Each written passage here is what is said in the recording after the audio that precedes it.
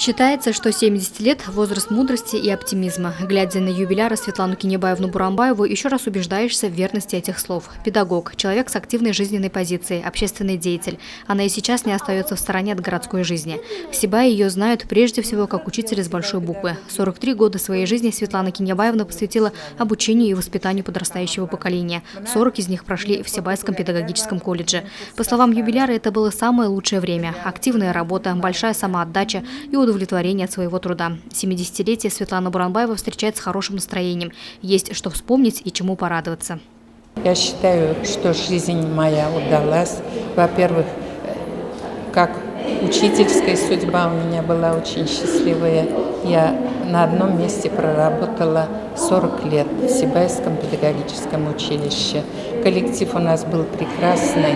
И тысячи наших выпускников работают не только в Республике Башкортостан, но и по всей России и в ближнем и дальнем зарубежье. Детей своих, у девочек своих вырастила, образование им дала. Внучка у меня уже в университете учится. Со своим супругом Фаритом Кунакбаевичем мы живем счастливой жизнью. Поздравить Светлану Кинебаевну Буранбаеву со знаменательной датой пришли все те, с кем ей довелось пройти большой жизненный путь. Первыми на сцену поднялись представители образовательной и культурной жизни города. В адрес именинницы звучали лишь добрые слова пожеланий и благодарности. Вы добились признанных профессиональных высот, заслужили авторитет в городском педагогическом сообществе. Компетентность и ответственность всегда помогли вам в работе с начинающими педагогами. Благодаря своей энергии и настойчивости, женской прозорливости и мудрости вы достойно справляетесь с любыми задачами, поставленными перед вами. За плечами Светланы Кинебаевны огромный жизненный опыт и награда за многолетний добросовестный труд. Ветеран педагогического труда, заслуженный учитель Башкортостана, отличник просвещения Российской Федерации, лауреат всероссийских конкурсов. Все эти заслуги говорят о ее активной деятельности. Общественная работа была также частью жизни Светланы Буранбаевой. Мы с ней познакомились на работе. Это общественная работа, женсовет Сибайский.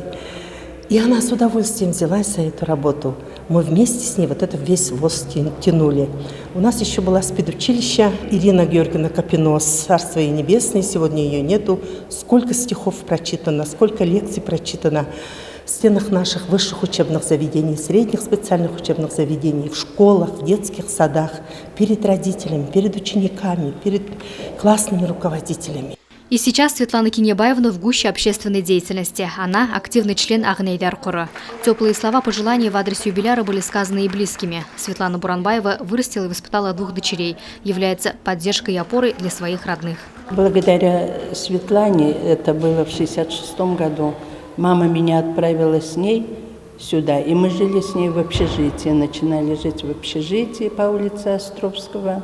Она стала работать в педучилище, и вот с этого времени мы, конечно, с сестрой не расстаемся. Это прекраснейший души человек, человек слова и дела. Она в человеке никогда не видит плохого, она видит только хорошее и старается людям делать добро.